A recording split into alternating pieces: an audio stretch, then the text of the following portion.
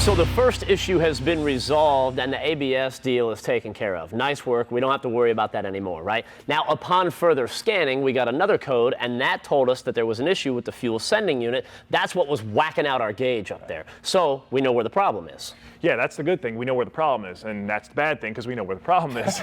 The problem lies inside this fuel tank with that fuel level sender, and it's not easy to get to, as you can imagine. We had to get this whole fuel tank down. It's rather cumbersome. That's why rather than just replacing that fuel level sender, at this point we're going to go ahead and replace the whole fuel pump with the new hanger fuel pump assembly from Delphi. You see, this truck's got over 100,000 miles on it. It's creeping up on 10 years. It's about time to just do the whole thing at this point.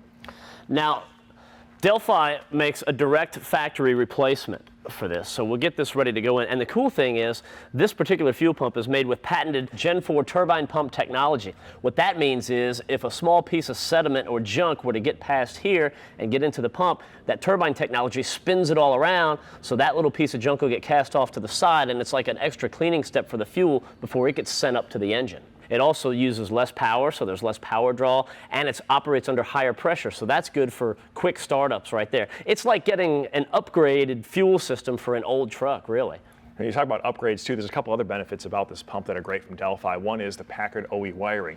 It's going to maintain its integrity for a long period of time because it's a superior wire and it sits down in that fuel tank. So if you use an inferior wire, what it'll do is it'll short out or it'll lose its integrity over the course of time and prematurely ruin your pump. So that's taken care of. And one thing you want to talk about too is in keeping its integrity is the hanger itself is made of stainless steel, so it won't corrode and it'll last longer. Hopefully it'll give us a couple 100,000 miles before we have to do something like this ever again. Right, and now here is where the issue was. Yeah, you know, the fuel level sender, what happens is, you know, when it goes bad, and which happens in these pumps, is the fact that it starts losing its resistance at variable times throughout the travel. So what was happening, it was whacked out, as Matt would say. Right, I got very technical. It would have resistance, and then lose it, and then pick it back up again. So putting in a new one will solve that problem. We get this pump in the tank, and we get this tank back in the truck. Okay, so the new gasket comes with the pump, and it's clocked. You can only lay that in one way, and then we'll slide the pump in here. We'll get that in there, and it's nice. It's kind of foolproof. You can only hook it up one way, so all of our lines will be